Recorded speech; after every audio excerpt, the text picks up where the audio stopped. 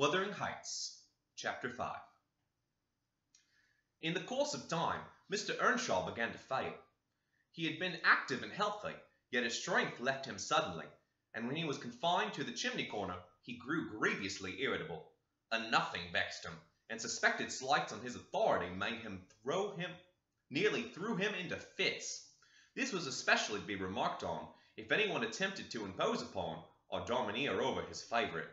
He was painfully jealous lest a word should be spoken amiss to him, seeming to have got into his head the notion that, because he liked Heathcliff, all hated and longed to do him an ill turn. It was a disadvantage to the lad, for the kinder among us did not wish to fret the master, so he humoured him partially. And that humouring was rich nourishment to the child's pride and black tempers. Still, it became in a manner necessary twice or thrice. Hindley's manifestations of scorn, while his father was near, roused the old man to a fury, and he seized his stick to strike him, and shook with rage that he could not do it. At last our curate, we had a curate then who made the living answer by teaching the little Lintons and Earnshaws, and farming a bit of land himself. He advised that the young man should be sent to college, and Mr. Earnshaw agreed, though with a heavy spirit, for he said, "Hindley was not, and would never thrive as where he wandered." I hope heartily he should have peace now. It hurt me to think the master should be made uncomfortable by his own good deed. I fancied the discontent of age and disease arose from his family disagreements, and he would have had it and nearly did, really, you know, sir. It was in his sinking frame. We might have got on tolerably notwithstanding, but for two people, Miss Cathy and Joseph the servant. You saw him, I dare say, up yonder. He was, and is yet, the most likely, the wearisomest, self-righteousest Pharisee that ever ransacked a Bible to make the promises to himself and fling the curses on his neighbours. By his knack of sermonizing and pious discourse, he contrived to make a great impression on Mr. Earnshaw, and the more feeble the master became, the more influence he gained. He was relentless in worrying him about his soul's concerns, and about ruling his children rigidly. He encouraged him to regard Hindley as a reprobate, and night after night he regularly grumbled out a long string of tales against Heathcliff and Catherine, always minding to flatter Earnshaw's weakness by heaving the heaviest blame on the last.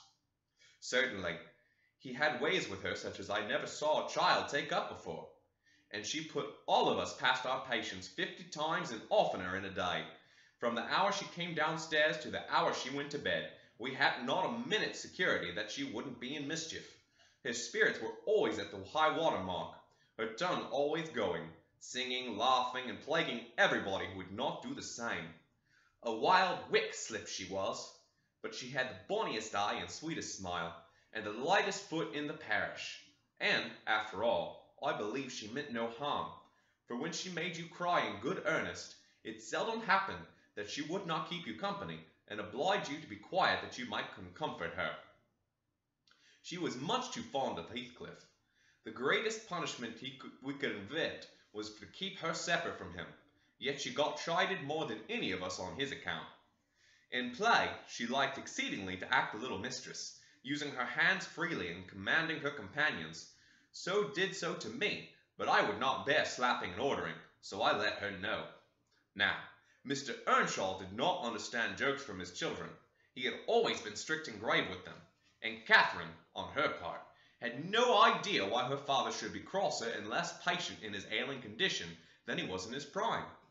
His peevish reproofs wakened in her naughty delight to provoke him. She was never so happy as when they were all scolding her at once, and she defying us with her bold, saucy look, as her ready words, turning Joseph's religious curses into ridicule, baiting me, and doing just what her father hated most, showing how her pretended insolence, which he thought was real, had more power over Heathcliff than his kindness. How the boy would do her bidding in anything, and his only when it suited his own inclination. After behaving as badly as possible all day, she sometimes came fondling to make up at night. "Nay, Cathy," the old man would say, "I cannot love thee. Thou art worse than thy brother. Go say thy prayers, child, and ask God's pardon. I doubt thy mother and I must rue that we ever reared thee." That made her cry at first, and then, being repulsed continually hardened her, and she laughed if I told her to say she was sorry for her faults and begged to be forgiven. But the hour came at last that ended Mr. Earnshaw's troubles on earth. He died quietly in his chair one October evening, seated by the fireside. A high wind blustered round the house, and roared in the chimney. It sounded wild and stormy, yet it was not cold, and we were all together, I a little removed from the hearth, busy at my knitting, and Joseph reading his Bible near the table, for the servants generally sat in the house then after their work was done. Mr. Cathy had been sick, and made her still. She leant against her father's knee, and Heathcliff was lying on the floor with his head in her lap. I remember the master, before he fell into a doze, stroking her bonny hair. It pleased him rarely to see her gentle, and saying, "Why canst thou not always be a good lass, Cathy?"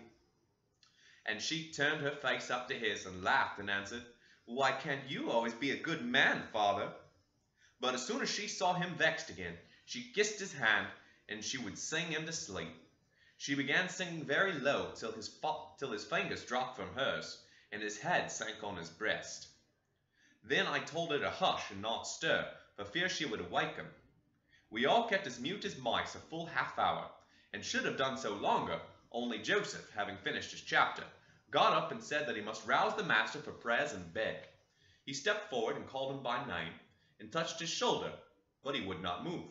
So he took the candle and looked at him. I thought there was something wrong as he set down the light, and seizing the children each by an arm, whispered to them, "Frame upstairs and make a little din. They might pray alone that evening." He had something to do. "I shall bid father good night first," said Catherine, putting her arms round his neck before he could hinder her. The poor thing discovered her loss directly, and screamed out, "Oh, he's dead, Heathcliff, he's dead!" And they both set up a heart-breaking cry. I joined my wail to theirs, loud and bitter, but Joseph asked what we could be thinking to roar that way over a saint in heaven. He told us to put on my cloak and go to Grimerton for the doctor and the parson. I could not guess the use that either would be of then. However, I went through wind and rain, and brought one, the doctor, back with me, and the other said he would come in the morning. Leaving Joseph to explain matters, I ran to the children's room. Their door was ajar. I saw that they had never laid down, though it was past midnight, but they were calmer, and did not need me to console them. The little souls were comforting each other with better thoughts than I could have hit on. No parson in the world would ever have pictured heaven so beautifully as they did in their innocent talk, and while I sobbed and listened, I could not help wishing that we were all there safe together.